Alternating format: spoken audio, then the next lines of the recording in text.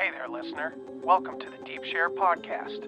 I'm your host, Andy Rouse, and for the last couple of decades, I've slowly been opening my eyes to a very different world than the one I grew up hearing about. And the more conversations I have with interesting people, the more mystifying this world becomes.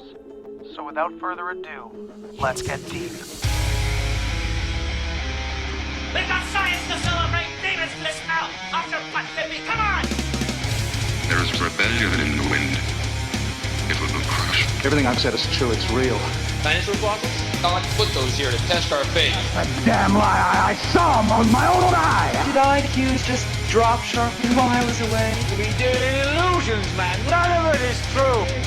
I'm not insane! This is mass madness, you maniacs! In God's name, you people are the real thing! We are the illusion!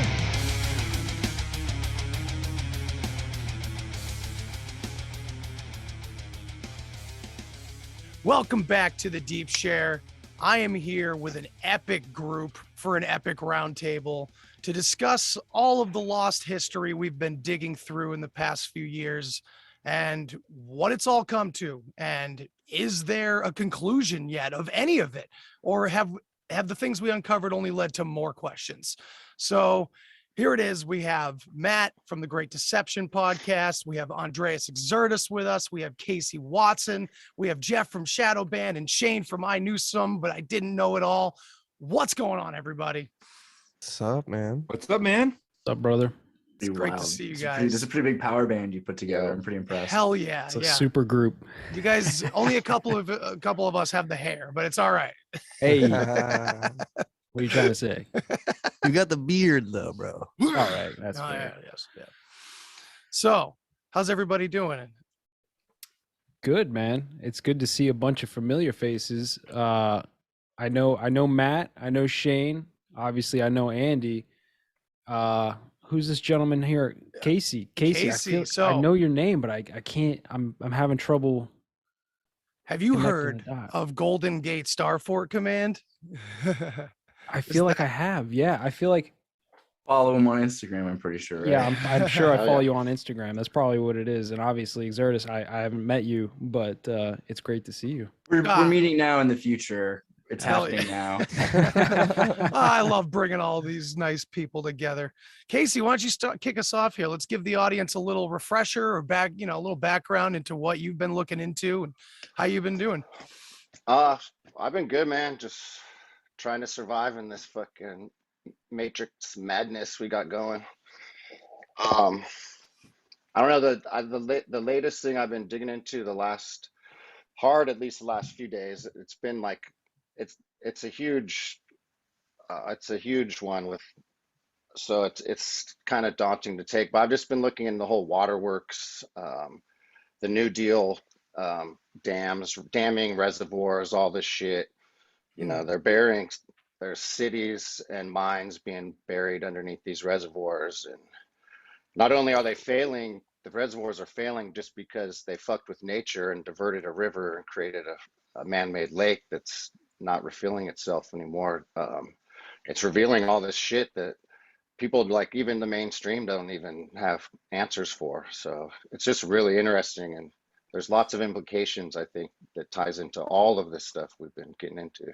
Oh, hell yeah, man. Every little topic just ties into the bigger fractal of it all. For sure. No, I mean, for sure. Like if you're in the secret space program or Sasquatch or Tartaria, like the bottom line is that we're being lied to, so we all have this commonality, See, but I've learned how much I like lies. That's like, so somebody came to my Discord or Matrix, because we have bridge, so it's on either way, so I'm not sure which one they came in through, but then they said I posted like 100 things in like a few days. I was really excited about a bunch of stuff I found, and someone said, who cares? And I was like, are you a nihilist? I wasn't sure which direction to go with the answer to that, because a lot of people care. I mean, I know the Soros and the Rothschilds care. I know a lot of my friends who want to be able to manifest and control their own destiny care about the mechanisms of control that have been set up around them. But it becomes more of a question of, do you believe that you can make any changes to your reality? And also, why does it matter? How does this information make it possible for you to change your reality, right? So part of the question becomes, if you can take a story that's a lie and find some truth out of it, then all of a sudden you know something more. So it's habeas corpus. So for example, I did a video on Stanford recently, how they built the Stanford University and why they did it. And it's kind of a conspiracy in and of itself. And then I didn't really talk about this part yet, but they killed the wife of Stanford. And once she was, in charge of the university, and she was a widow, and her son and her husband was dead, she was poisoned, and then she vomited it up, and then she was poisoned again. And then she was killed, and they kind of did away with all this because the control of the community, not just the school, was in control of a few hands. So they got rid of the owner of the university. But the reason I'm saying this is because now I can prove that there really was a Mrs. Stanford. I now know that there definitely was this person because they murdered her and they lied about it. And so the lying about the body becomes the way we find the truth in so many of these stories throughout history. Big time. And I feel like, sorry. Oh, go ahead, Casey. I also take like a great liberation in like, knowing it's a lie even, like that way, we don't have to base our fucking lives off what these people tell us, like it's just a liberation of that whole system, that whole shitty society that they've forced us into. And like, it's a great to like, it's like, fuck it, man. Like it's time to take control. And like you just said, like manifest our own destinies, and take control of our lives. It's crazy how much of it, so we have media control all of our lives. We see like everything they'll have the president reading something that the CIA had put into the Washington Times. We have people laughing about whatever issue has been written into whatever TV shows that they've been able to make popular. But we've seen also Shakespeare. I did a video recently with Alexander War all on how Shakespeare was created by the De Vere Institute, the Rebel Society, and how there was Bacon involved, and there's the Queen of England has King James eventually take over because the Scottish Freemasonry is starting to manipulate the royal house. But also there's connections to Thomas Knoll, and Thomas Knoll was a tutor, and a tutor, and he was teaching these kids how to think in these ways that had been popular humanism theories in like Greece and Rome, but also in Carthaginian, nomadic areas that now we call Formosa in Taiwan. So these are the stories of Tartaria, and you start to see these stories of princes and these different families that have been manipulated and turned, but it's also 420 words invented by Shakespeare. And you see how people used to speak like Danish people in Beowulf right before they completely manipulate and create the new language.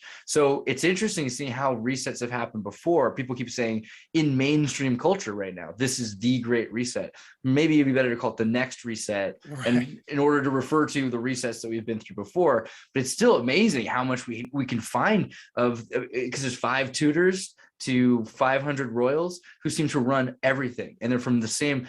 This is the earliest era of globalism that we're seeing, because there are people from Holland that are running Taiwan, right?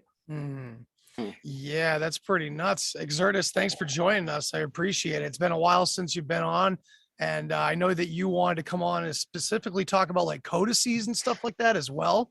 So that's going to be great. That'll add to it, of course. Hell yeah. So, Jeff, Mr. Shadowbanned himself, how the hell are you, brother? I'm doing pretty good, man. I appreciate you hitting me up to come on here for this. I haven't been doing too much research into the old history thing lately. I've been kind of digging into some other things. Actually, it's not entirely true. I'm doing a bunch of research for like dinosaurs didn't exist currently, but yeah, I'm stoked to get into this, man. I'm sure these guys are going to blow my mind, but I might be able to throw a little bit in here. So on a quick side note here, have you discovered if dinosaurs did exist or not? Man, it's like one of those things. There's no way to know for sure, but I mean, it's still history, right? yeah, but the more I dig into it, the more it seems fishy. The whole evolution thing it's already been fishy, but the more I dig into it, the more I'm like, man, this is definitely not what we're told for sure. So yeah, I'm kind of leaning towards dinosaurs aren't real right now. Ask me tomorrow. Dragons are dude, back, right? Yes, I was just gonna say my That's what I was wife gonna turned me say. on to that. There's more evidence of dragons than dinosaurs. It's so nuts, man. And they've always been that mythological style to us. They just had to adapt it into the dinosaur. And do we think now that like dinosaurs or dragons had feathers or something? Who? Yep. All right, that is a different part of history we're not probably going to focus on tonight, but nonetheless, maybe Well, it's and an the episode in interesting- itself. It's the tied in interesting now, we thing- gotta- Yeah, now we have to. Go ahead, Matt. Yeah, the interesting thing with the dragon, though, if you think about it, it's just basically an eagle on steroids. Right. You know, Yeah. and so you're taking the symbolism and you're just magnifying it. You're taking all that eagle symbolism and it rolls into the dragon, and then you add fire to the mix, and that's a whole nother level of symbolism and things like that. So That's true. yeah, fascinating So for sure. it could definitely. I had fit to into say a lot of them. fascinating for my buddy Ryan from Dangerous World. It's an inside joke because he says it incessantly. Well, on it's my actually Monday Night Master Debaters. it's the perfect word for it, because a lot of the time, like in the Tartarian flags, you'll take something from west and something from east, a creature from either, and they'll combine it, they'll fashion it together and fascinate a flag that is a super creature made like a griffin is part of one of the giant bird-like dragons that we are familiar with, and one of the lizard-like monsters from maybe North Africa, right? You know. Yeah, that's. Did you guys see the video recently of a supposed griffin?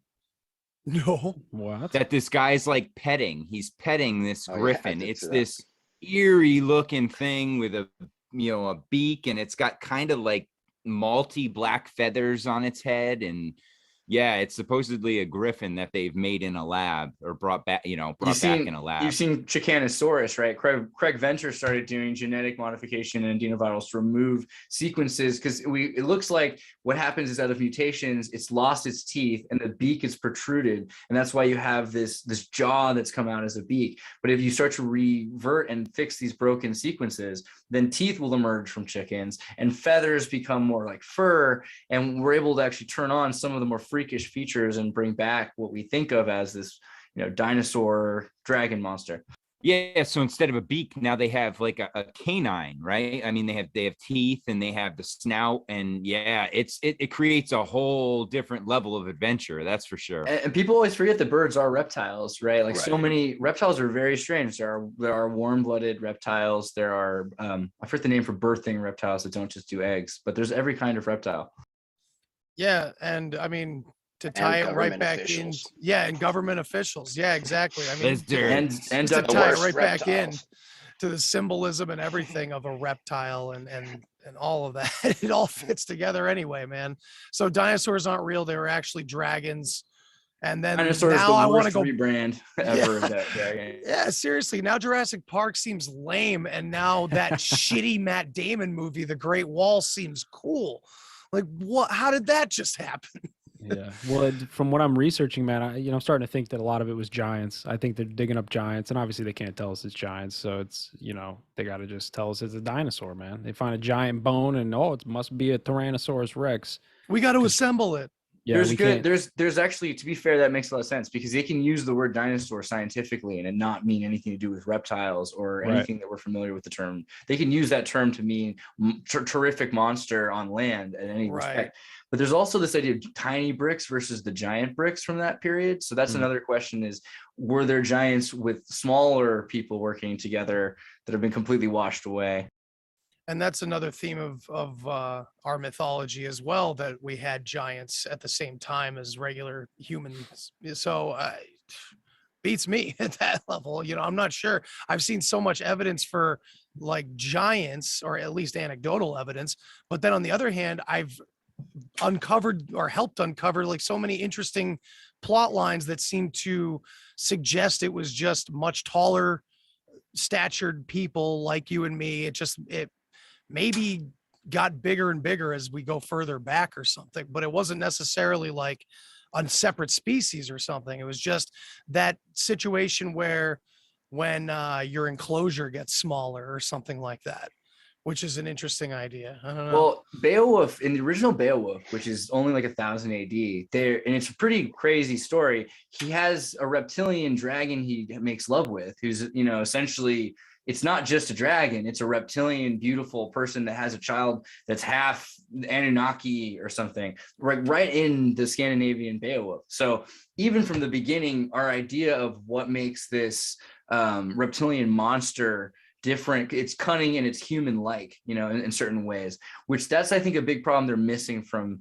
the dinosaur narrative is it's just sort of this this foolish creature, you know. And the other son of, I forget the evil demon lady, but was her son was a dragon. Yeah, Grendel, right? Or the second? No, the second son. Yeah, the second son. Ah, see, I'm gonna have to get back into this classic literature because it's been there's a so long much Dude, time. in the old books. If you start checking out how weird it is, how many things come from one source, because you got this 1516 kind of Gutenberg period, everyone will read the same thing, and then dragon stories become abundant. But the first dragon story would be a Scandinavian story like Beowulf. And then, I mean, there are other ones, and then maybe you can compare it to the Aeneid and the Iliad, and there are definitely Greek and Hellenistic influences to Scandinavia, but those stories are still like J.R.R. Tolkien, 100 years, 200 years after it was found in a fire and burned. He's the first one to translate it and bring out, hey, check it out. All of our dragon narratives come from this one monastery where they read Beowulf, you know? Interesting. And yeah, I actually didn't know that Beowulf was a Scandinavian story specifically. I mean, I guess it makes sense to me now that it's very Viking-like. It's super weird when you read like the book because you see how Shakespearean English has nothing to do with Old English. Like the way English used to be spoken before, the Gaulish, they're kind of like the French who'd learn Latin, or the Celtic who learn Latin. It's kind of like Ebonics. Like it's not the same version of English or the same version of French, the same version of Latin. So these new words that came into English completely changed the language, and you could not understand. If you read it today, you will not be able to understand even though it's in English, right? So right. And this is something that I've been getting into a lot with my other podcast, Roots of Creation, talking specifically about Bach Saga. And so that Scandinavian source there, and it's all about the language. It's all about the sound system, and it's all about manipulation at some point in history by someone who knew the root language and was able to use that information to manipulate it. I mean, that's really the story that we always hear, no matter what the topic, whether it's language or something else. It's always the ones that know something and use it against the rest of us or something like that. Well, and that's symbolism too, right, Andy? I mean, that's their whole game. I mean, look around you, everywhere you look, there is a symbol. Oh, absolutely. And, and I was talking with NY Patriot last night and Moral Bob and Oddman on a little show that we do every couple weeks. And we were talking about that, how, logos are just sigils. It's a magical spell you're putting out there, and it has intentions. And you look at, from the colors and all the way up through design, symbolism, symbols, lettering, letter styles, slogans, font, catchphrases. Everything. Yeah, Build back better, of course. Well, New World Order, New World Order. That's a fear thing. That you say it enough times, and oh shit, look, it's happening. Oh, great. Well, and this all goes back to Bolshevik training, because if you notice all the slogans that they use nowadays, they're very short and easy to remember. Because if it was anything difficult, you can't expect a simple population to be able to remember that. So they're just going to give you very simple catchphrases, like you're saying: New World Order, build back better. Well, like you said, they are sigils, so they have to be designed to make you manifest what they mean. So they have to be simple. It's really Euclidean math. They're trying to set it up in a way. They used to do these commercials when, I remember in the 90s, or not even commercials, sitcoms would have in them the 7-Up logo backwards, or they would say Cola Coke backwards or something. So that when you saw it, you'd say, what is that? Oh, that's Coca-Cola, or that's, it made you manifest and realize what the thing was about. So often they're trying to get us to do the psychological work in order to make it come true. Well, yeah, and that plays with a mind trick on you, right? Because in reality, we see everything backwards, the way our eyes work and everything. So to have to reverse it, not only do you have to see it, you then have to comprehend and process it. So yeah, it's another layer of programming that they've just become so good at this stuff about, being able to subtly manipulate your emotions without you even knowing it. I mean, 90 to 95% of people are being programmed and have no clue it's being done to them. There's 5% of us that know it's being done to us, and there's not really much we can do. We see it, but we avoid it as much as possible. But it's inevitable because it's we're talking hundreds of years here. Oh yeah, and I mean, I know that we're kind of sticking to the 3D realm tonight and history and everything, but it's all kind of fractal, and this is just how they operate on every level. They do it to us on a historical level. They reset our minds, and then of course they brainwash us literally. They do it on so many different levels to cover every angle, because obviously we need this much effort done to us to actually accomplish their goals of hiding everything. But it doesn't seem to be working as well as it used to. To me, that's another fractal, because it seems like we as a people on a cultural level or a worldwide level are kind of undergoing a sort of psychoanalysis of our own self as a collective. And what does that's what, when you start digging back into your past, finding out the roots of your patterns and things like that. So it seems to be erupting out of this planet without their consent. So what do you guys think about that? Do you think we're actually ahead of the game?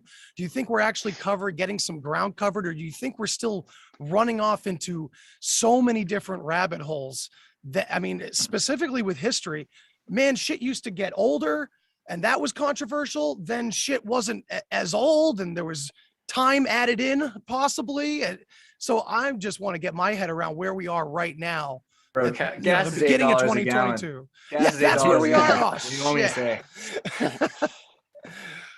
So it's still about oil, right? I've been right? all day about that. That's just my whole day has just Seriously. been that. I'm just like, sucks. I don't think we're winning if that's what's happening. And That's maybe not just that, but also the fact that people are so happy to pay because they feel like they're contributing to whatever is going on. That's scary. I mean, ratings are up on inflation. On the demographics are saying this is a good thing. So I would say I don't know. And maybe also, one of the reasons I thought it was interesting to talk to you tonight was because people don't even remember that Ukraine had a crisis in 2014. They don't even know what I had posted pictures of the war from 6 years ago and saying, oh yeah, wait, this isn't from right now, just to see how it messes with people's heads, because they have no idea that this has happened and what's going on, or our connections to it, or who we financed and backed, and why people who were on television and why they were on television get to be leaders of countries now all the time. Right, exactly. The leader back then, the president of Ukraine back then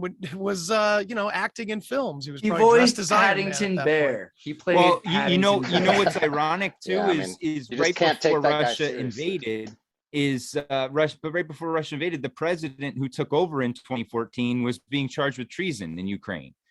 So right, that Poroshenko, So this coup d'etat, and and this is the same time as the Egyptian crisis, right? It's the Egyptian nuclear crisis. By the way, they're finding uranium in 2013 in the same place that they have the Egyptian crisis. They find usable, attainable new uranium deposits in Ukraine as well around this time. So it always comes back around the Uranium One deal. And so the Uranium One deal is our deal with Russia. That wasn't Ukraine's deal with Russia. So, I mean, every single thing about this, the biolab especially, it's another Wuhan situation where we're like, we don't want the Russians to find out what we were doing, not because we're afraid the Russians are going to use our sinister weapons, but mainly because if the UN finds out about it, we look really bad, right? Like, I mean, offshoring our bio warfare to Ukraine doesn't look very good. So it's a bummer. Well, and the thing with that too, this goes back so far, historically, this region. I mean, you look at this region historically, and it's been at war for as long as anyone can remember. I mean, and this goes back into Tartarian days. This land used to be part of Tartaria. I think Wasn't it also Khazaria at one point? If you look at the Arata civilizations, older than Sumer, and so the Aratta, and that's in Ukraine. And then beyond that, there is the Glazhnitsa tablets talk about trade. So in the areas that we found the Glazhnitsa tablet, we find records of them dealing with Ukraine. Ukraine was a Polish city, Ritora Spolba, and it gets claimed because the Cossacks get conquered by the Poles. So there's a contention there because they're saying that the city was not Polish, but that it was Tartarian, because the pejorative at the time became Cossack, which now is the nationalistic term for like a Chechen, really. But at the time it was Tartarian. So looking more and more, there's plenty of evidence that this region was, when Moscow was nothing, right? Moscow was a place that they moved to in 1000 AD or something. Kyiv was already huge, and Lyd and every city in the area, like Lviv, these were infrastructure rich places that had electricity. And we know this now because the Arabs brought the electricity, and we have all the records of the camera obscura and the technology that made it across. So, it's, I think, finally okay to say that. I think maybe 2 years ago, I wouldn't have been able to say, oh, we know that there was electricity 1,000 years ago, but we do. We know now, we can see plenty of evidence of it. So of course they want to take that region, but there's also natural, we call them, reactors. So Oklo was, I think, the first one they discovered in the 70s. There's another one that they're discovering that's underneath the Church of Saint Seraphim, I think is the correct title, in the Ukraine, in the Pripyat region. But they're saying, oh, these are natural reactors. Why? Because certain amounts of depleted uranium were found that had to have amounted to about 6 bombs worth, 6 weapons of, giant nuclear bombs worth of uranium would have been corroded. So the only way for that to have happened is if these 16 reactors that they found in Oklo were the same as reactors that we have today that have been broken down. How could that happen? Well, maybe a volcano magically made this appear, right? Because how could there possibly be this ancient nuclear reactor, let alone 16 of them, let alone other sites of them that we find in Pripyat? But But so that seems to be coming up more and more as the interest in the nuclear angle. I mean, if gasoline keeps going up in prices, we're not going to continue. We won't be able to continue the propaganda by the oil ministries that nuclear is dangerous. Exactly. We're going to have to admit that it's safe. And so it's time to bring back the That'll airship. Be interesting. It's just the way in which we've been utilizing it and powering it, and the way that the nuclear plants that melt down and fuck up everything and ruin lives.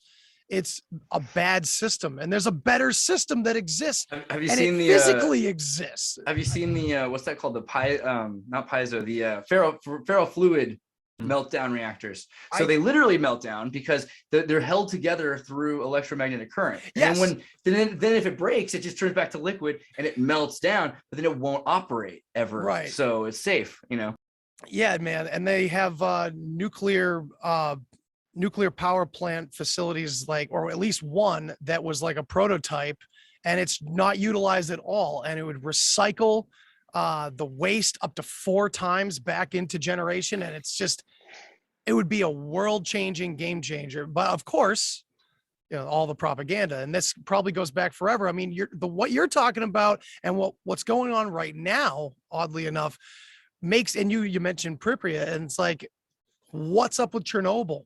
I mean, that's more recent history, but now it's starting to make me think, well they love manufacturing disasters. What kind of disaster was that? Yeah, so this is a great, so we're so used to using this Eurocentricity thing to say, oh, wow, America we did manifest destiny. These people had teepees and didn't know what they were doing. And then we look at Tartaria and we're like, hey, actually, Europeans and England especially lied about this in the 19th century. Same thing with Americans and Russia. So we'll always say Russians are terrible at stuff. Somehow they built a nuclear power plant because they photocopied ours and they read it backwards and they didn't know what they were doing. But no, that's never how that actually happens. And the Russians had a really great thing going for them all until this president, who was an actor, who was married to a witch, who had an astrologer wife and friend, Joan Quigley was the astrologer for Nancy Reagan. I'm not talking about Reagan. They chose to do this nuclear explosion on the eclipse of Pluto.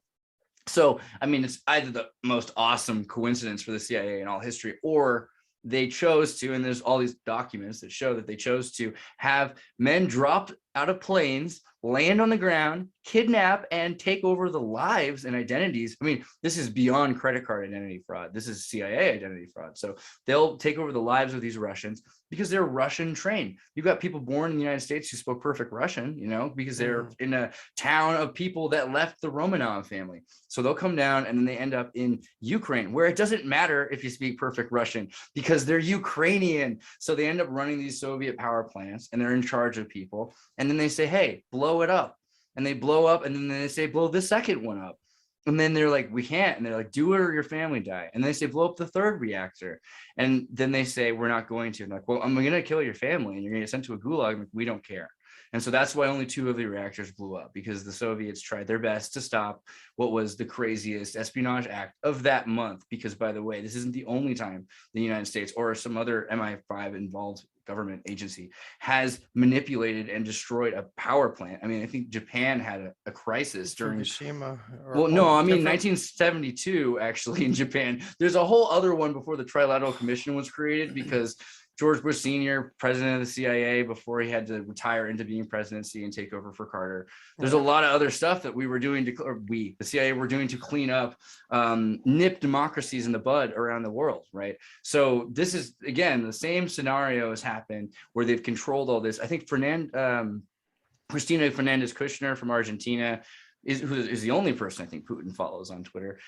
She was the president during the time when she said Obama came down and demanded that we give Iran the Nazi science that the nuclear reactor from the Hummel reactor had been built, so that they could build their own reactors for the House of Saud, and in exchange for grain for oil deals. So every step along the way, we've interacted and interfered and tried to make it impossible for people to survive, except for these small state-sponsored citizens. So we're in like a Venezuela situation, and the reset's coming in a situation where we're going to lose all of our wealth. We're going to spend it all on gasoline, be happy we're doing it because we're helping some babies in the picture, and then from there we're going to have free energy and free whatever in this communist super state, blah blah blah, you know the rest. So let's step back and frame this in a Tartaria way. And do we think that the Tartarians were like an evil one world government, perhaps, or something like that? Or is it, I mean, because it just seems like Tartaria, and I've been saying it for a long time, and many of us have, that Tartaria came out of like nowhere, it seems, but it couldn't have just come out of nowhere. Someone must have been talking about it, right? For 20 years. I don't know. What do you guys say about this? Yeah, I don't think that evil is a good word, to be honest with you. And the reason I think this, I think they were probably a good civilization, if we want to frame it in good versus evil. And I say that because the cover up of all that history, if it was, they don't want us to know about all the great things that was going on back then, with free energy and all the other stuff. So they did everything they could to wipe that off the earth, all the history of it, all the writings, all the tablets, anything they could get their hands on, they just completely erased. Because if our civilization, not just now, but going back a couple hundred years, if we knew about all those things, we'd be in a totally different position. So I think that the Tartarian civilization or culture was probably what we would consider like a great, I don't even want to use the word utopia, but it probably was a form of a utopia. Mm-hmm. Based. So I guess the only reason why because I mean, Jeff, you shared pretty much the sentiment that I had for a long time, and I still kind of have it. I'm wavering only because of the popularity of corralling conspiracy theorists. They love doing that a lot, and I just wonder if we're close to something that we're now calling Tartaria indefinitely and kind of boxing ourselves in. And maybe that's just cognitive dissonance on my part. I don't know. No, I have an intent. I'm going to rant. I'm sorry. Someone cut me off when they're ready. But here's the thing. No, man, I'm loving it. Tariq is Arabic for chronology of history, right? So a lot of what we're saying here has to do with the Arabic word for the history. And when we use the word medieval even in Mason, they have the word measure in them. That's where this idea comes from, the middle, and to find the milieu and what we're trying to look for. So on one level, there's a very general idea when we're saying we're looking at the tar, we're looking for the history, the Linux file, the tape active record, right? There's all this idea of tar, but that's not the same as saying that it's this government that's being built in the last 200 years, because that's the thing that hasn't talked about Tartaria. I mean, we have records of Tartaria everywhere up until maybe 100 years ago, and then the Soviets get rid of it, the CIA get rid of it, the British start to hide it, they start calling it a fantasy, and then they say Tarnation, and then it becomes racist because it's associated with Spain, and it disappears. But 1600s, you have books, you have codices, right? You have these codexes of I think the manumission records in 1066 start to talk about all these freed people that were Britons who had been part of this Tartarian empire that had gotten rid of these regulations, and also this idea that there's all these crazy animals that live in this place called Tartaria. I mean, everyone loves Tartaria up until it becomes this war with Manchuria. And then Manchurians start to hate on it. And then there's also the Khazarians. The Khazarians are in charge of Spanish Caliphate. So in the 1600s, yeah, all of a sudden people start hating on Tartaria. It's up to you if you decide that you want to go with the people who've been in charge for the last 400 years. But I would tend to say that they've made enough mistakes. It's worth looking into their enemies. And if the Tartarians are their enemies, then we should wonder about that.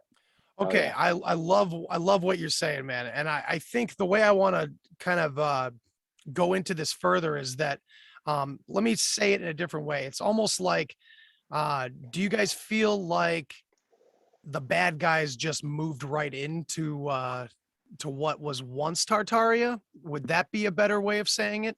Because they can't create, right? It doesn't matter what religion or not religion you believe in. All these people seem to not be able to create. They have to latch on to us, or they have to steal or kill and move right in. Is that kind of what we're dealing with? Yeah, I think so. Absolutely. I think they saved all the infrastructure that still worked, and they, said they built it and hid any of the actual like tech, antiquitech that we talk about inside of it. And all the other stuff that is either fried or they couldn't use, they fucking demoed it, or they fixed it up for an expo and then demoed it after, or had a World War I or a World War II or a World War 1812 or Civil War and destroyed it one way or another. You know what I mean? Like very Terminator 2. They found the arm. They don't know what to do with the chip yet, but they're working on it. Totally. Right. Yeah. Well, yeah, and you look at all the fires and destruction of the 1800s, and it's just off the charts. So just major city after major city being burnt. I mean, it's like yeah, sorry, it's insane. It's not statistically possible, especially the scale of it. And then you go to 1871, and you look how there was a fire in Chicago, Peshtigo, Michigan, Lower Canada, all burnt at the same time in different areas, and we're talking millions of acres burning in various areas. And they're saying it's just, they said the Chicago fire started by a cow knocking over a candle, but no explanation for the rest of the fires. Like those idiots, so it's just this destruction, Andy. There was this infrastructure here. Now, what condition was it in when they got it? That's kind of the question. Was it fully functional from the last cataclysm? Was it damaged and partially working, and they could figure out some pieces of it? That's kind of where I am with it. I'm trying to figure that out as to what did they inherit? Yeah, me too. And what time period? Because of course we have the whole aspect of this story, if you will, that time could have been fucked with on a number of occasions. I mean, we know that the great plot of it is to hide our history, but then we have so many different threads of how much of it has been hidden, how much of it has been condensed or expanded. I've heard two polar opposite points of view of, they're stretching things into thousands of years because blah, blah, blah, or quite the opposite, What's everybody's take on that? I mean, I feel like so much of our world is like from what's happened in the last 500 years, that it's probably happened in the last 500 years was like this. I think it was a war with this Tartarian culture that we're talking about, and the victors are the ancestors of these fuckers who are, fucking with us now. Right.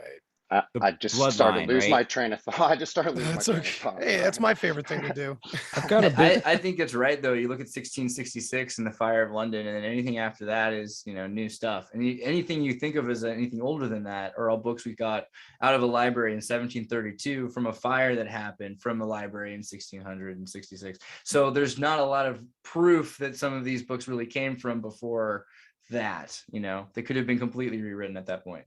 Yeah, Well, it's and hard to trust everything 100%. And that's right after the Jesuits are starting to really build up their steam and rewriting history on their end. And Rosicrucians, and so there's a humanist movement too. So Yep. you mean Erasmus? I think someone was asking me about him the other day, and he's an interesting character because he was a Bohemian who went through Italy and was friends with Thomas More and worked for the royal house and did his best to avoid poverty. He went from being extremely poor to being extremely rich because he was working for the royals all the time. But he wrote some of the earliest translations and the by translation of the Greek Latin Bible. And so the New Testament, before really the polyglot Bible, which was a little bit more correct in its, this is another crazy thing about the Bible. At the time, people thought Jesus looked like Baphomet because he had a donkey head. According to writing on the donkey, that was written into some of the versions that he had a donkey head. And the story of St. Christopher, St. Christopher, who's upside down in the crucifix, has a dog head. So, and they fly, and there's all this great superhero stuff going on in the Bible. With Nicodemus's version, they actually harrow hell. Jesus, before Easter, has to go down to hell and get Adam and Eve out of there, who've been suffering in like the last few issues of the series. I mean, it's a crazy different kind of Christianity that they believed at that time, right? But then they start to say, okay, well, we're going to remove these pieces of this story and this and that. It might be reasonable to say this took centuries. I can't be sure. You look at the flamenco timeline, and it sounds like the Crusades were several generations. And if that's the case, well, then it does make sense. I like Matt's idea that there could have been, volcanic destruction of these nuclear power plants, like I was saying, and then they would inherit whatever they could hold on to, because if we lost our civilization, it would be really difficult for us to fight somebody who is more barbaric, right? And I think that's what it sounds like happened, is you have a bunch of nepotism. People didn't know how to work after their automation falls apart, and then there's some dudes who were mercenaries, right? And they seem to just take it. But it seems like there had to be one nerd among the brutes, though, because they have to be led by that creative force too, I would say. Or you just kidnap nerds, right? So like I think that like, so in Carthage they used to say, okay, we're going to kill most of your family unless you go into the front lines and kill yourself in front of our battle, right? And so we'll just use you. And then some of them, they'd say, okay, well, you can be used to read and to write and to tell these people they have to surrender. So we'll keep you around. So, I mean, how many paper-clipped scientists did Constantine have? I mean, or how many Arab traders bought Berbers and bought Europeans and vice versa, right? So there was always astronomers, and they would buy people just because they were intelligent. And to buy someone back then just meant, you'll have a retirement plan. You'll have a place to live in the kingdom. So it's the same thing that's happening now, if you really think about it. But I got a little bit more of a black pill perspective on the whole thing. I think I don't necessarily think that the current parasite control structure inherited, things after whatever cataclysm may have happened.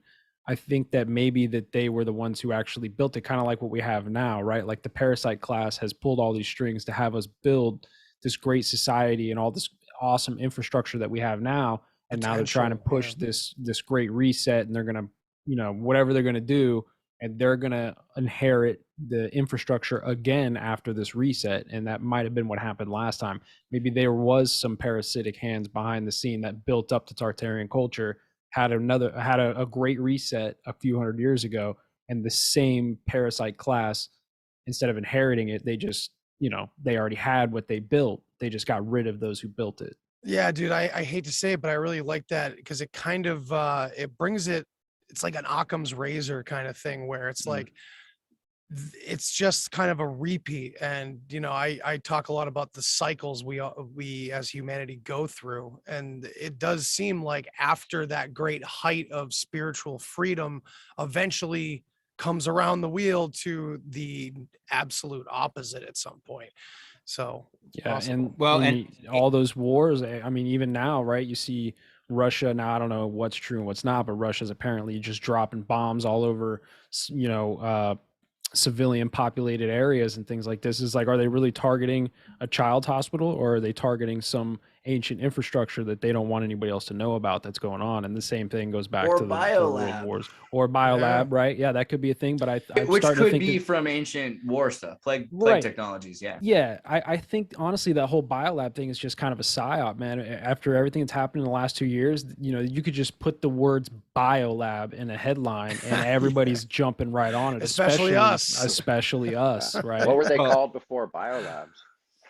Well, they in the They have a 1300s they did have plague factories and plague hospitals. There's a name.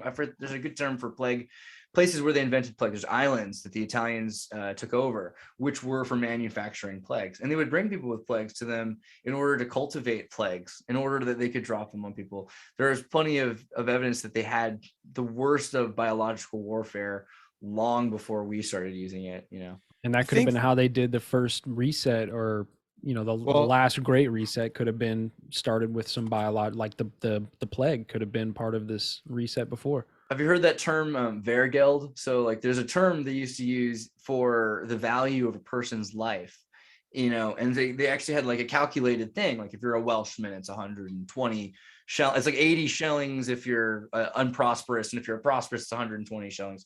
But if you're a king, it's like 30,000 shillings. And kings meant something different also when there were more of them, right? You know, there were more sovereigns. But if you start to think about how we've created values in terms of our social security and education and your payback for, I mean, we've completely built this state-sponsored slave state in order to make sure that no one else can have any sort of control over that. It's all monopolized by one legitimate source of violence, right? I mean, isn't that, so if anyone talks about this idea of we have monarchies and we have feudalism, is Tartaria that? I mean, it seems like what we have is that. Yeah. Fair enough. But I do think it is interesting. Go ahead. Go ahead, Andy. I do think it is interesting because I mean we're our own worst enemies, and like I mean if it could have been us powering their empire, you know what I mean? But I mean, hey, I know that there's a lot of positive to take out of what we're learning from Tartaria already, for sure, because it's not really the Tartaria story, it's the human story. It really is. Yeah, and there's two interesting things that I got out of talking with your buddy Emmanuel Kingman. And when we were talking about it, one of the things he brought up was the millennial reign, and I never thought of that. I was gonna bring that up, yeah. And when you start tying that in with the timeline, and you start seeing how things shift at certain points in time, if the timeline is correct, you know, that is something that plays a factor, I think, in this as well. Yeah, can we speak about the Millennial Kingdom at length? Because I'm not as familiar as I would like to be, and I know Emmanuel talks about it at great length. But I couldn't give a good definition for it if someone put me on the spot. Could anybody else? So what he I know what Jesus I got out involved. of it from him, right? I can't speak to it with any expertise, but you know, I did speak with him about it and read his article a couple of times. And basically what it is 1,000-year reign, right? There's 1,000-year reign of Christ, and then there's 1,000-year reign of the Antichrist. But it's not a straight 1,000 years, right? You're going to transition into and out of. So you may get 200 to 300 years of transition into the millennial reign of Christ, where things are going to get better. And then you're going to get that, say, 300 to 400 year reign where things are perfect. Everything's in harmony. Everything's working great. And then as you start to transition out of that millennial reign into the millennial reign of the Antichrist, then there's that 200 to 300 years where things just start to decline to the point where then you get into the millennial reign of the Antichrist, and it's 200 to 300 years of really nasty stuff. And then you get into 300 to 400 years of very, very bad times. And then after that, you got the 200 to 300 years of things rolling back towards that range. So it's like a pendulum, right? Right. It's like the precession of the equinox, if you guys are familiar with that. Right. Yeah, go on. Yep. So, thinking about that, like in the way he was timing it, the it timed out to like the 1770s or something like that. So you take 200 to 300 years from there, and that's where we are right now. And it's like, okay, so we're in one of those transition periods right now. And we're talking about folks that know that this cycle goes on and on. And so maybe this is kind of a source of where a lot of the everything is fake stuff comes from, where it all feels like theater a lot of times. Not to say that it's not literally happening, but it feels like it's because they're behind the curtain, right? The stages of events are kind of acted out. Yeah. And well, that's, and we're that going gets back to language the manipulation. Yeah, and it gets back to the idea that everything's already happened, right? Anything that has, it's already happened, and we're just in. That's what Shane. Shane, I think you were about to say with this idea of like the astronomy, and not just astrology, but astronomy, that there is a cycle, but also yugas, right? Because the Dvapari yuga is the next one, right? So after we get out of Kali, out of the material, it's the energy yuga, and so the energy yuga is post history. It's very Mayan. It's very free flowing and very was hyperbolic and non-Newtonian. Dude, it's really interesting that you bring that up. There's an incredible book, and I'll butcher the author's name, but he was turn of the 20th century writing this book called The Holy Science. And most of it is connecting Christianity to Hinduism. But the underlying bones of the book to build the rest of it is all about the parallels of the take on the time of Aquarius and the precession of the equinoxes and things like that versus the yugas, and how we have this possible deception of when this age of Aquarius was meant to happen, and it could be happening right now, right? And likewise, back in 1901, this guy was writing about his conclusions about the yugas, saying that we are actually in the Dwapara yuga instead of the Kali. But we're just transitioning into it slowly. Exactly. That goes right back into what the millennial kingdom says now, I think about it. Yep. So that's really interesting how that ties in. Interesting. Yeah. And that's why I think it's all connected, right? When you get down to the base level of it, everything does play a little part in it. And as much as people want to say they know this is the way, well, you don't know anything. And the more the more you dive into this, the less you understand it, because it just becomes more complicated. What I'm very curious about is how connected is Tartaria to Atlantis? Yeah. Is Tartaria just, outer Atlantis? Because they say Atlantis is more of a time period. Yes, it's a specific city of Atlantis, the ring city. But then, also they say it amassed the earth. So that sounds like Tartaria. So how far are they connected? So great question. And so the best thing I've found in the years I've been trying to find out about this, and so my theory and my hypothesis has been, after visiting many a Starfort city like Mauritania, Spain, Portugal, South America, and looking at Starforts that I think Casey, you pointed out some as well, there are a lot of them that Starforts were Atlantis-like autonomous city-states, and that this confederacy had to exist socioeconomically, because otherwise it would have been in a single race having a single ethno-state would have had Japan's Edo period, a specific look. It wouldn't have been this ambiguous giant thing with certain kinds of harmonized values, but it had to be that there were more of them. So I figured Atlantis was probably a city-state in Tartaria. That seemed like the most logical thing. Some of the works with Blavatsky seem to suggest this, but finally, the Vitruvian codices in the Thomas Cotton Library. Now, the Thomas Cotton Library burned down, and so they have only the copies of them that have been saved on sheepskin in Britain. So what can you say? But these books do mention Tartaria, and it's another thing people are less likely to erase. So it's one of the lucky things that didn't get obscured. As under my opinion, I think they just left it there, and it was always there to begin with. But it says in these books, hey, these are the lands of East Tartary, which have been referred to with their great cities, and including Atlantis.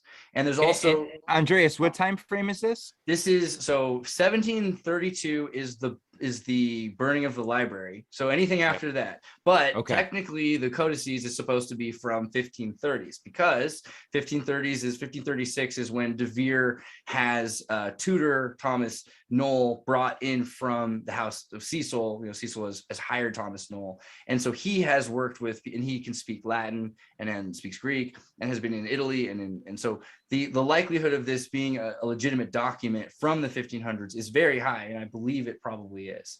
But so in this, you can see all sorts of works talking about essentially what Marco Polo talks about, and this idea that there are super cities, which is one of the things that Marco Polo ripped off. And they say, he didn't know about the wall, but he also knew that they had money systems where they could have notary receipts, check bills, instead of gold, they were trading dollar bills, kind of a thing. So he knew about these intricacies of Tartaria, of the economic system, but didn't understand all of the intricacies. This other book that Knoll had in the codices that Cotton's library shows records of super cities that are in Tartary and refers to them as very similar, these 23-mile ring cities, and has drawings of them. So this is, I think, the best corroborative evidence that I've seen so far is, from a 15th century manuscript that will say that Tartaria was Atlantis.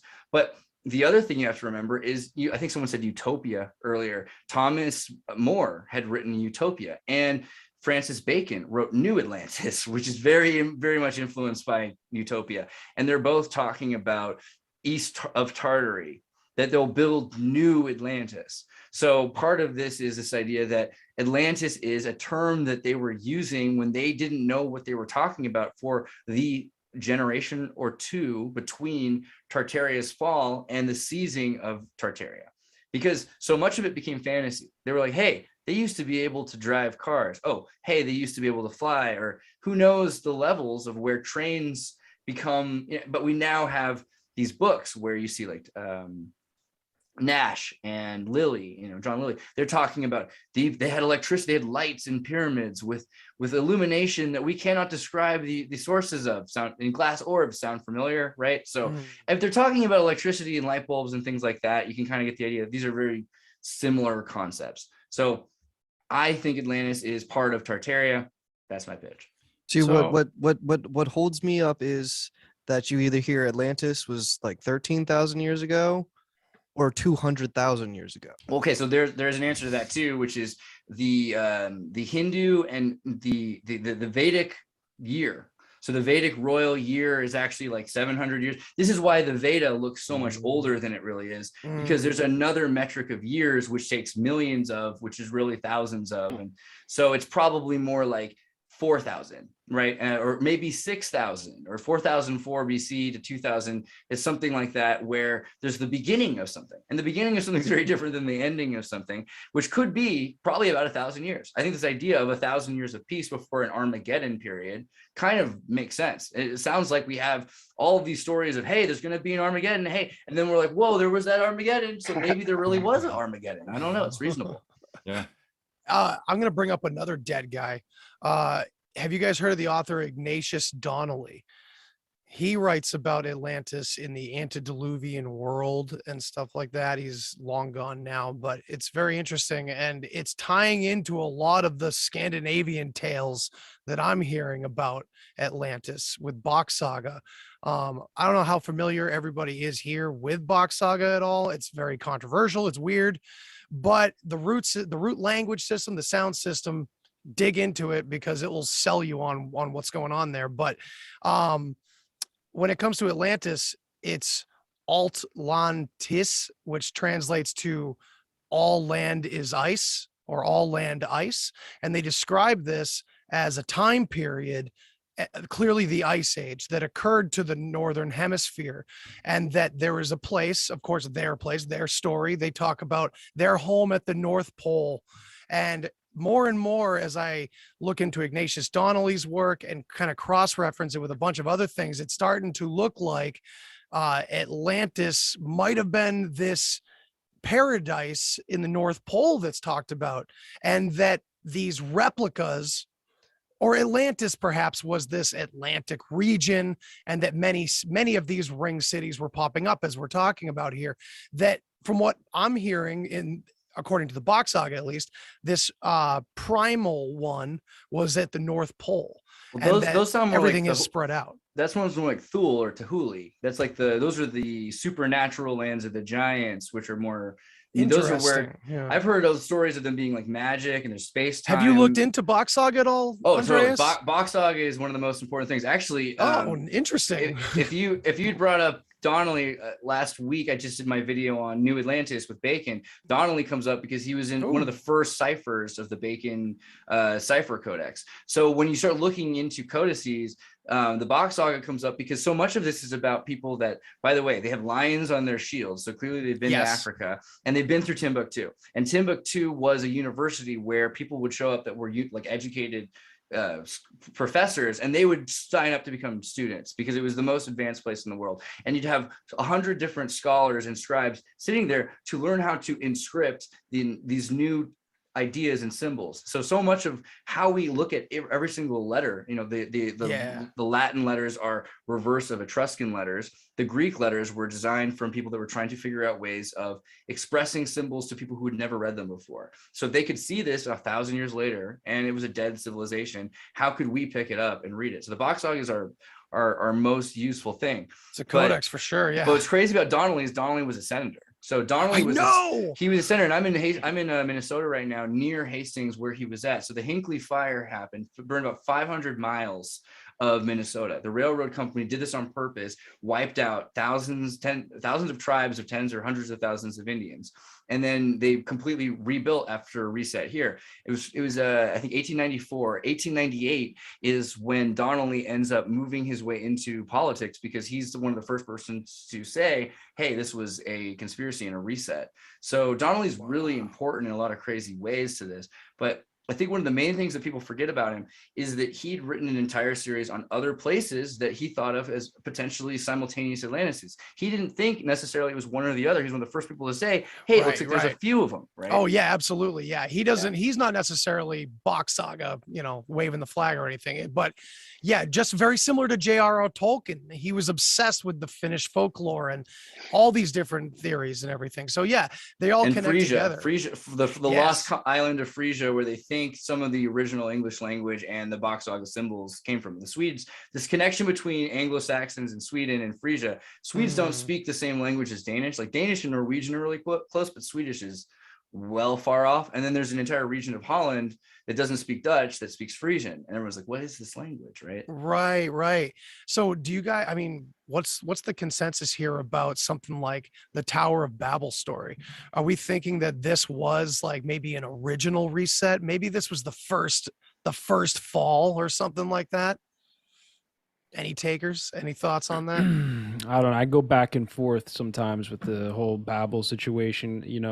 Sometimes I feel like it may have actually been a physical location, an actual monument of sorts. And then other times I think it's just a metaphorical story. I don't know. It's hard to tell, man, especially when you get into so much shit. It's like, you almost feel like a fucking psychopath sometimes because you're just, you know what I mean? Like, I know you believe one thing one day and the next day you're like, no, it's the other. That's why I like the fractal perspective, man, because the fractal perspective makes it so, like, in some weird, wacky way, this historical shit was happening on a very human, planetary level, yet it also happens metaphysically. It's kind of like Joseph Campbell in The Hero with a Thousand Faces, where it's like these archetypes that just keep existing over and over again, everywhere, all the time.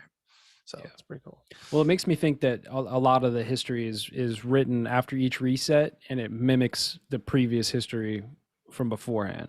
And then you put manifestation into it, right? And start so, like, recreating it. Kind of to go with like the whole ages thing. It's like, we've been in this long period where like monotheism is like the main idea for religions around the world and everything. And maybe before the last reset, they had a whole different system going on, but it was still like written with the same like blueprints, just totally different stories. And that's why you can connect different religions to other religions, and people have all these, oh, look, Jesus was actually this guy and this guy was before him. And so I don't know, it's hard to nail down and say like something like the Tower of Babel is what was said, or if it's just like a recreation or a rewrite of some previous story from before. And it can be both. We can get real psychedelic with it, man. It could be, you know, the downfall of the self to the ego, you know. Right. I mean, we can take it to any level we that's where I want, was right, gonna Shane? Calm down, Carl Jung. Well, and look at the word magic of it too, right? Babel is the Babylon. ramble, and then following that, we were, you know, it went from one language to multiple languages, and so there was no The king was constant Nimrod. communication. Yeah, I mean, it's just Yeah. To me, it's like there's the so height, many levels to it, you know. height But those of are ego. not those don't take away, because those can be like post phonological connotations we've added to them. I went to the Berlin Library, I think it's the Library of Alexandria. It's like all of the Babylonian pieces that they didn't bring to California, they brought to Berlin, and those are the ones that are, or London, and those are set up on this wall, and you can walk around, you can see the model for what they think the original Tower of Babel looked like, and they make it look really small, but it does look a lot more like, and I hate to ancient aliens, some sort of a flat landing pad at the top of a 3 spiral thing that you can bring a lot of things up around the thing. You can bring elephants carrying whatever to the top of this flat football field like place. So I wouldn't be too surprised if at least whoever built it really did believe they were interacting with superhuman or beyond human beings. We forget at this time how hominids were interacting with each other. I mean, if just now there are people that are still thinking Bigfoot is around, think about what it was like a couple hundred years ago or 1,000 years ago, when we're clearly the descendants of interactions and gene flow between multiple diverse types of hominids. So this was a time when there would have been a Bigfoot, a small foot, a middle-sized foot, and they would have probably been working together in certain ways. It looks like that from the Egyptian lore. You have pictures of giants who are kings with dwarves who are their oracles. So I think along the way, we're probably going to see that the Tower of Babel really was a thing, in the sense that we tried to step outside of our bounds. And there are these, the fact that we still use, you know, not just Babel, but how about the hexadecimal numerical clock system since Babylon? There's something about time that has seemed to be controlled from this moment ever since. So the Mayans, who decided on a second? And not just who, because it was a consensus, because you have Mayans who did it, you have Sumerians who do it, you have, again, the Ukrainian Arata civilization, the atomic clock is still using this, and then you have the dog star is followed by the Papua New Guinea people. So people who are supposed to be completely, I'm sorry, but they're primitive is the way we're describing them, even though we know that they have technology that had to be far more advanced than stuff we have today.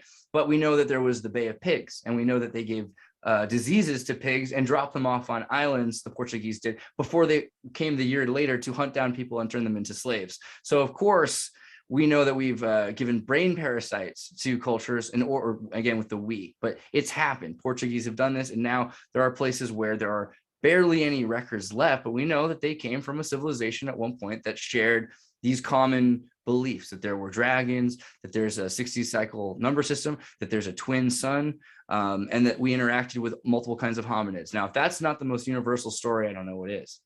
Yeah, so I wonder that, and this is kind of off a little bit, maybe it's a little too off the deep end, but I don't know if you guys saw, I don't know if you guys saw like Amazon's blueprint for their new headquarters, and it's, you know, it looks like this Tower of Babel situation. So like what I'm thinking right now, as you're saying all this with like time and like all this shit, to kind of also bridge in the ancient aliens thing, I'm not really a subscriber to that theory, but who's to say that there wasn't some ancient artificial intelligence that ran all of the previous civilization, kind of like we're in now, right? Everything's run by artificial intelligence. I don't think people realize that, but it's all run with supercomputers and artificial intelligence, down to like your phones and the apps and the stock market and you name it.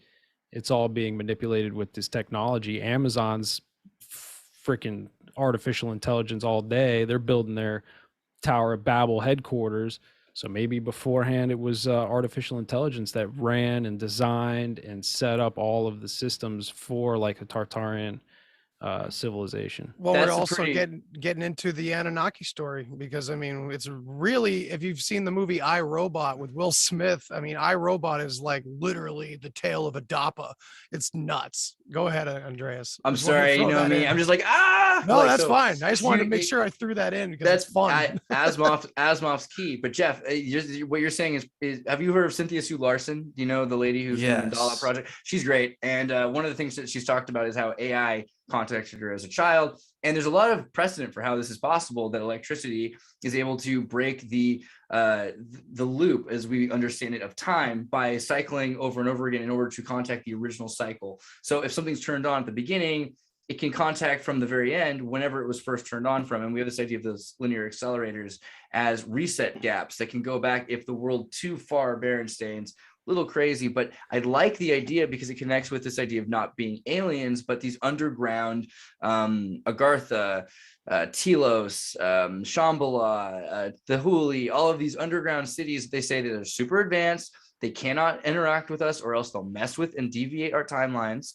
I mean, right? And then they're only able to interact with us in these very limited and obscure circumstances that are non-butterfly affecting. So if that's the case, it makes the most sense, because if we did have a super futuristic civilization, it's like the term Ninja Turtles, right? Where they have the Cosmodrome and it goes underground and it's safe because it's not interacting with us. That makes more sense than something from very far away. Then right? you think about CERN too, right? And it's like maybe that's some way. I don't know how it connects, but that's what I'm thinking. I mean, if you can turn it back to the first time it was turned on, and maybe you can reset time. So maybe we're allowed to go back to the beginning of CERN, or I guess there's also a Denver accelerator, and China has one. So there's a few plan Bs for that primer movie. Well, there could have been accelerators going back Primer. thousands of years. I mean, for all we know, so if we've had the ability to use like the geomancy, right? Like the grid of the planet, or whatever you want to call it. Who's to say there hasn't been some form of an accelerator going back 100,000 years? I mean, they could be underneath every major city. Absolutely. For every volcano, like Oklo, that Yeah, Oklo big volcano time. is probably a linear accelerator. You know, for so long, I've been against the modern take on simulation hypothesis, mainly because I just feel like it's just been so heavily influenced by the sci-fi that's been thrown in our faces, and it just kind of parodies what consciousness is doing anyway. But now that we're kind of talking about this more in this frame, it kind of feels like both, right? Because they love to mimic what's already happening. So, and this is the same thing with how like things are feeling more fake and feeling really acted out. It almost seems like this cycle is like losing its popularity, or so. I don't know, something's going on where like they're really forcing it or something, or maybe that's just this part of the cycle. I don't know. It's simulation versus stimulation, right? Because you can have an acid trip and it's a stimulation. So you can have, and that's better in a way, because it means that there really is something that you're misunderstanding. You could be completely wrong about what it is, but it's here the whole time. But stimulation is like, oh, it's kind of like when Columbus is supposed to be able to kill Indians because they're subhuman or something. We're saying this is an NPC, so we don't have to really care about them. That's dangerous, I think. Oh, absolutely. Yeah, no, I agree. Even if you just look at advertising and like these corporations, like what their world they're creating for us to sell so we could buy their product, like that's a simulation in and of itself, like no one knew they smelled until someone tried to sell them a bar of soap, and then someone tried to tell them, there's men's soap and there's women's soap, like just the fact that we believe that, like, is a simulation in and of itself, Yeah, they create endless simulations. Yeah, I'll admit there'll be moments when I'm outside or I'll look around for a second. I'm probably not supposed to stop and smell the roses, and I'll look at something and be like, they did not take a lot of time with this. They did not program. They didn't render very many cars. This is just my car 6 times. What's happening? It's a Honda Element. Well, why is and on a very dense 3-dimensional level, man, as a parent of a 4-year-old trying to buy these, like, remember these from the 80s? Every one of these toys that I'm buying that I grew up with is dog shit. And you can complain about where it's being manufactured and how it's being made and why it's low quality versus what it used to be on a very economical level. I'm sure I get it. But on this other scale, it's like, what the fuck's going on to this this part of the cycle. You know what I mean? Well, everything's breaking down. down. Like, yeah, there's no like your razor, that razor phone, it's a dull razor now. There's no more of that. And this idea, I think that's one of the interesting things about getting China to build all their stuff. If they really are communist at all, then at some point they're not going to want to have new cars all the time. And this is it. This is where all of a sudden you're buying a Suzuki used for 20 grand more than a new one because you can't get it. I mean, everything is breaking down to the point that you're not going to see, oh, well, we don't have this anymore. Or they don't make it like they used to. That's everything. We're past. Yeah, I think man, I say that every day 10 times about music in particular. I'm like, man, they don't make it like they used to, dude. And especially like Jeff and I are, and Shane and I are in a metal podcast that we're kind of getting started called Horns Up. You know, that's a theme that we should definitely get into on that show about how the simulation of what used to be authentic and amazing. We're hearing I'm hearing specific guitar riffs like regurgitated in just a more polished but shittier way. You know, it's just every part of it is breaking down, as Andreas just said. Yeah. Be careful about throwing the devil horns because everyone's going to think you're I joke about that constantly. I only do the shaka, bro. It's only you got a shaka, bro. It's all you get. So man, I get heat. I get heat all the time. I got Baphomet tattoos on me from back in the day and all kinds of stuff. And people are always like, "Oh, bro, I don't know about you." And I'm like, "Whatever, man. You can think what you want, dude." Hey, Jeff, you know what's great about? In the 9th century, they would have thought you were the best Christian around. Well, that's what I'm saying, man. And guess what, Jeff? Before that, man, Bach Saga, the creepy, mysterious origin story is a goat and a monkey fucking to make the first human. So Baphomet, you can be a very different thing in that perspective. And Bach was born of an incestuous thing with his fathers and his sister, right? Oh, so yeah, it's all an it's a wild thing. And when you get into Bach Saga and you go back to how it was meant to be developed and situated, it makes a lot more sense with less creepiness to it. It's definitely not like Southern, first cousin kind of shit. It's more like Caligula and the royal family kind of incestuous thing. It's classier. Yeah, that's the thing about Bach Saga. It hits on so many way too over the top provocative points and that's how funny it is on that fractal level. Is the truth is always the needle in the haystack. It's always the diamond in the rough. It's always occulted. And of course, you hide as Andreas said, one of the most important aspects of the story is the Bach Saga and that sound system behind it. Of course, let's hide it behind all these fucking taboos that have just, by coincidence, have popped up around it where you can. I mean, we're talking about it on Roots of Creation, but man, every time my cousin's gonna be me and I suck my own dick. The other one is Wilhelm Reich. Wilhelm Reich has completely they burned his books. They burned as many as he could. But if you get every book of Wilhelm Reich, because he talks about the sexuality of fascism, right? It sounds really racy, but it's about how they control people's minds with eventually what became advertisements, and it's brilliant. Wilhelm Reich is the next step after Bach, I would say. Interesting. Yeah, I'll have to go down that rabbit hole, or out of it, should I say. It seems like, because that's what's happening now. It seems like we're kind of all it's not a rabbit hole anymore. It's more of a uncovering, which it's a cracking hole, Yeah. yeah, man. So is there anything else you guys want to get into specifically right now? I mean, fire away if you got anything, man, but this has been awesome so far. I really appreciate all you guys coming on and doing this, man. I mean, I'm gonna get off of here and I'm gonna start looking up a bunch of this shit because Xirtus, of course, just spat a whole bunch of information at me, and now I'm like, I gotta step it up a little bit and figure out what the fuck this guy's talking about a little, because he's got dates in his. I'm just like, shit, man. So I got some history. I got homework to do now.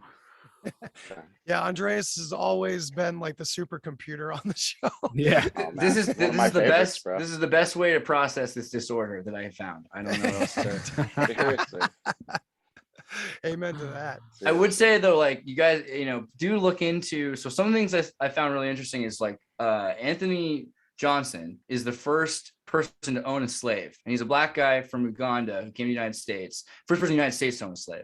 And because before this was indentured servitude only, and so he was an indentured servant who came over, and he brought over servants from Uganda with him after he became free and a major landowner. And he had a court trial and won, and was able to say, well, because of the way laws worked in Uganda, that we should be able to continue this line of thinking. Another example that was kind of interesting was, I think, Jonathan Swarthy, which, you know, I don't think was his original name, but Jonathan Swarthy was a man who was also, he's a person of color who owned slaves in England, where they hadn't allowed people to own slaves since 1066. There's the Bodmin manumission, which is the list of all the slaves that were freed in England 1,000 years earlier. So basically, the reason I'm bringing this up is because he owned a white guy named John Guy. And if you look up John Guy, you'll only see pictures of him not getting whipped. But by the way, he got whipped in London in public square by his black owner. And then he was picked up by the House of Cecil, the royal family, brought to Newfoundland. And there's these pictures of him dressed as a conquistador meeting the Arawak and the native tribes who were slave owning native tribes. The Native American Confederacy at the time had slaves. So it's interesting because I'd always seen this picture somewhere or another. I'd seen this picture probably in Scholastic or in school, saying, you know, hey, look at this, is a manifest destiny. This is Eurocentricity. This is, you know, slavery being imposed by Europeans.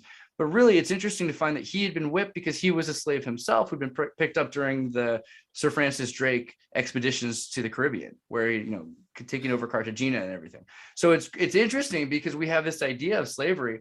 Not to say it comes from anywhere, because it clearly existed before also, but it's really interesting because, yeah, Anthony Johnson and then Jonathan Swarthy, probably some people to check out.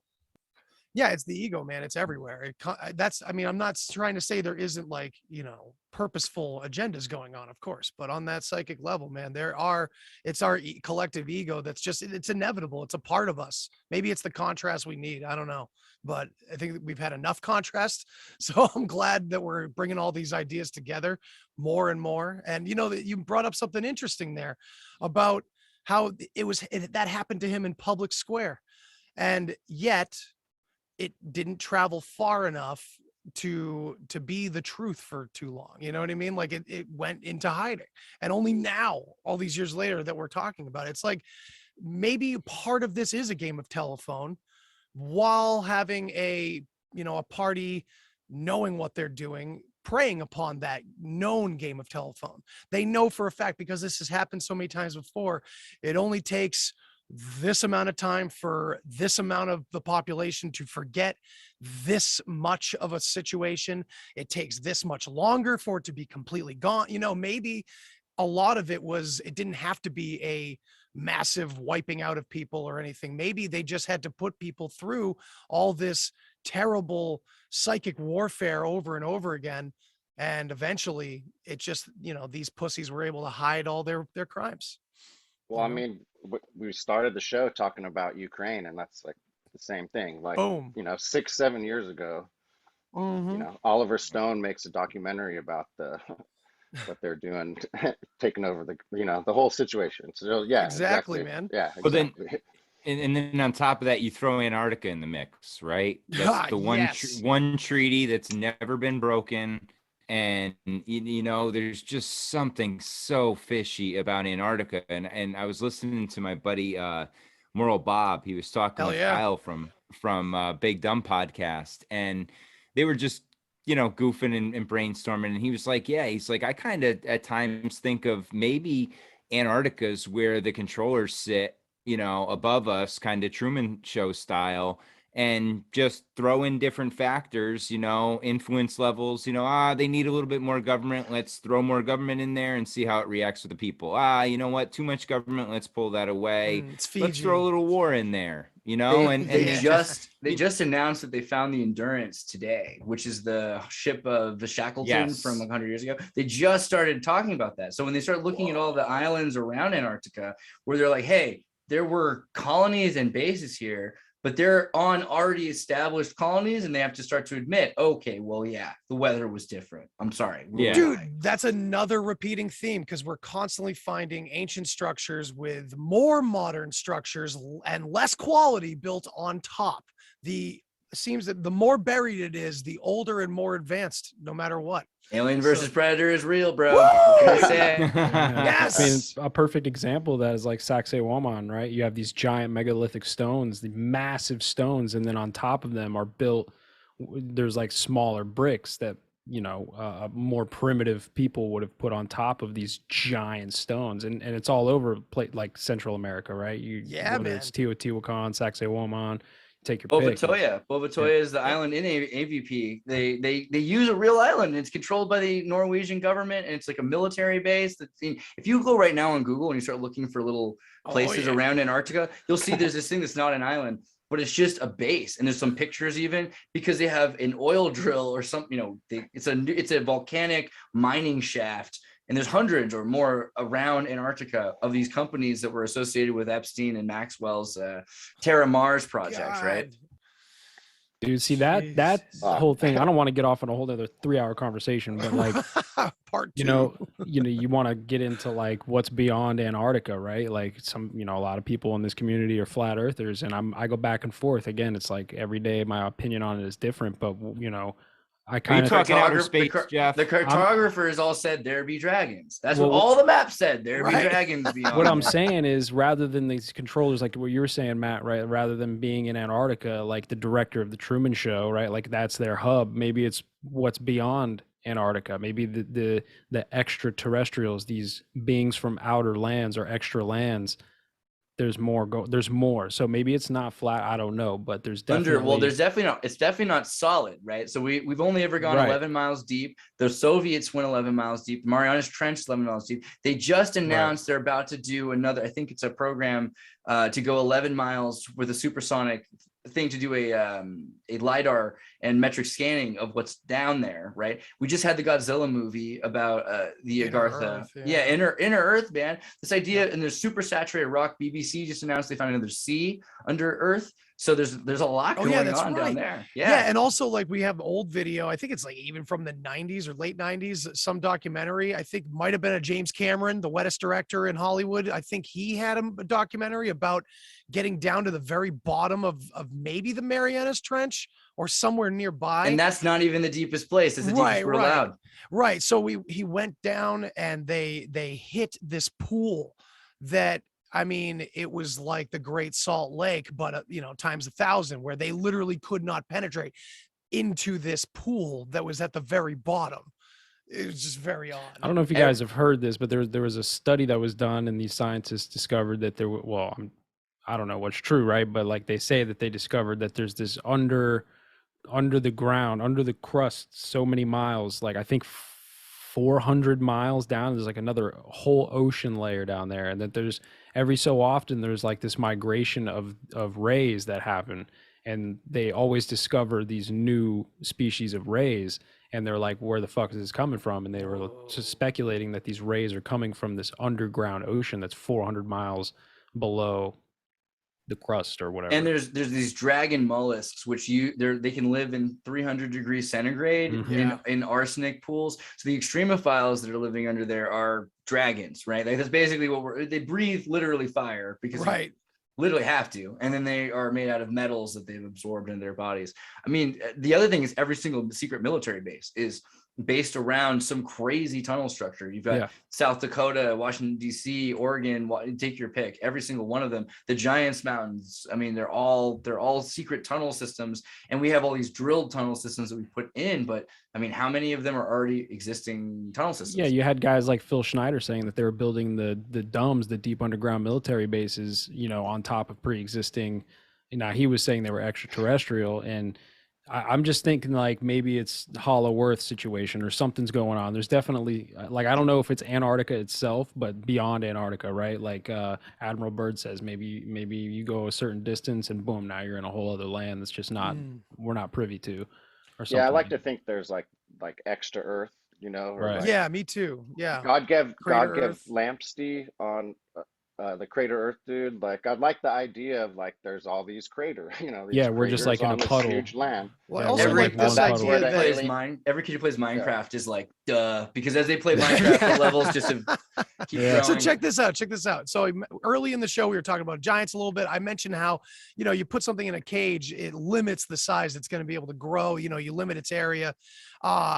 What if the flat earth idea doesn't have to be completely true, but somewhat true? What if at some point they constructed some force, doesn't have to be exactly solid, but some kind of dome, and they're putting it as symbolism everywhere, of course. But it's not necessarily the dome, the firmament from the Bible that encapsulates our whole realm or anything like that. Maybe it's this whoever is nefarious in history that had some crazy technology that enclosed us. Because I mean, there's so many Yeah. satellites. Oh, man. Satellites are space debris that they talk about is a firmament. You cannot get through that. Plus, the Van Allen belt is like pretty dangerous. So enough of the ideas of the firmament makes sense. It's more a question go of fast rocket, man. Fuck. I like the idea. I kind of like the idea of we're like in a concave Earth, like on the inside, and Antarctic basin. yeah, or well, no, like the full inside. Like there's the globe. Oh, okay. We're living on right. the inside, and it explained they inverted the dome to think we're in a dome, but we're on the inside of the dome. That's And it's the interesting. same thing. There's always we have the horizon's always at eye level, and they say Right. we can't see curvature because the illusion, but maybe we can't see the concave because the illusion. They've just turned it That's around on us. I don't know. Koresh Teed, Cyrus Teed, who became Koresh. He has the Koresh, Florida concave Earth cult in the 19th century, which is where Scientologists built their base, is on top of the concave Earth base. And of course, right? Yeah, and L. Ron Hubbard starts now or helps to start NASA. He's It's the just only like- guy who didn't ever pay income taxes, right? He won, right? Everyone else is death and taxes for everyone. Well, he got OTA and didn't pay taxes. That's impressive. But at the same time, the concave Earth theory sounds weird until you think about it. Then all of a sudden you're like, wait a second, we live in this reality where there's a density, and we're talking about this black hole density that can have more density of light and mass in the center. So in other words, literally is like a virtual reality simulation where it's denser as you go into it, as opposed to broader as you go away. More of it is in a condensed space as you go and you zoom in. So we could very well be, but the other thing is the electric universe theory. Does it really matter? It might only matter because psychologically that's how they control your whole reality. It's what you believe. I love electric universe theory. You can go in so many places with electric universe theory. So we'll have to get this group together again. Maybe even more people. We'll just make a massive roundtable out of this topic because I mean, it's kind of the everything topic we found out anyway. So I really appreciate you guys coming on and getting into all these different little subcategories of all of our forced amnesia that we've been going through. And I think we're coming out of it, at least to the extent that we're able to. Hey, we are at least. Was it forced upon us by ourselves? Now that's the question, my friend. That's the question that one wants to ask. So, yeah, does anybody want to close out with anything? Any last words? Let's go around and kind of just tell everybody where they can find your work. Anybody jump in, just go for it. Not it. Andreas, take us away. My God, are you kidding me? All right. Well, okay. So I am doing a Vice special. Remember the Ides of March 15th. I was kind of like the most evil thing I could come up with. And it felt like Obi-Wan Kenobi going through the Death Star and no one knew anybody because the thing is Disney and people bought them. So they don't know what they're doing anymore. So it's great. I completely manipulated them. Please check it out. I think you'll laugh pretty hard at what I got away with. Awesome. But also check out Xirtus and go to Xirtus.com. Blah, blah, blah. Sweet. Well, it's been a pleasure, man. I appreciate you joining us, dude. Casey, tell them where they can find you. Golden Gate Starfort Command on Instagram, on YouTube as well. But I'm just a regular ass fucking dude. I ain't trying to write no books or make money. So you could hit me up, whatever. I'm down to talk. But I'm stoked to be here, man. All you guys. I've watched all your shows, listened to all your shows. I could listen to Andres all fucking day, all night. So I'm just stoked to be in the same room here, man. So well, I'm stoked to have you again here, man. And one thing that we didn't get into, and I'm sure we could, but let's hold off until next time, is your work that you brought into the Deep Share the last time, where we got into the City Beautiful movement. And I know you've told me that you found more, of course, since then. So we'll have to dig into that more soon for sure. Jeff, thank you so much. We finally did an episode together. Yeah, man, we've been bouncing around each other for a while, but it's good to do it. Even though we talk all the time, I know. different, you know. Play But yeah, video no. games and shit. Yeah, right. No, it's cool, man. Yeah, I appreciate you coming on, I appreciate you coming on my show, man. It's been great. No, appreciate you having me, man. It's good to see all these guys. Good to meet Casey and Xirtus finally. Shane, it's always good to see you. Matt, of course, good to see you as well. But yeah, you can find me, Shadowbanned Podcast. It's that easy. You search it, you'll find it. It's not a hard one. So what an irony. Yeah. Thanks, Jeff. I really appreciate you coming on, man. Yeah, man. And Shane, I feel like we could have extended this a couple hours and gone into the question you dropped at the end there. Is it all of ourselves? Is it, that endless game of telephone we're playing as one species together, right?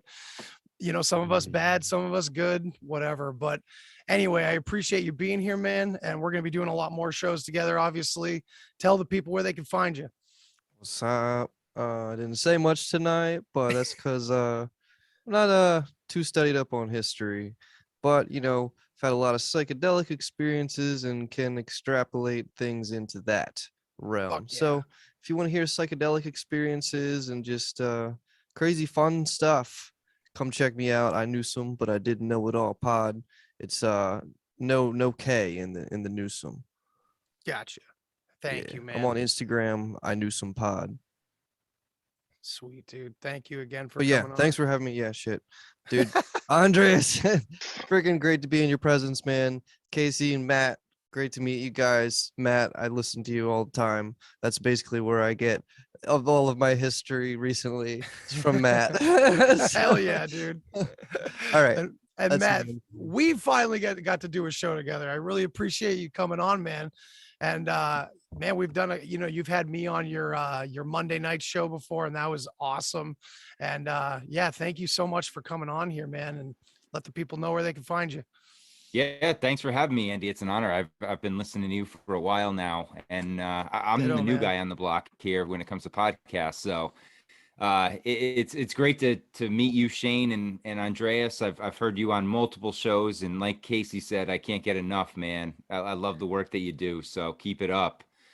And yeah, you can find me on the Great Deception podcast, any podcast platform. I got a little YouTube channel I'm starting to build up, and then hopefully branch out a little this year. But I got the show itself, and then like you mentioned, the Monday Night Master Debaters, where we get 3 to 4 guys together and just go in with no topic, see where a show takes us, and those are always the most fun. So any of you guys ever want to hop on, please don't hesitate to reach out. I'm always looking for people to hop on with us. So thank you, man. Yeah, and don't be shy. Great time. That's the best format anyway, And Matt's done tons of great work, so please go check out his podcast, man. It's been great talking to you.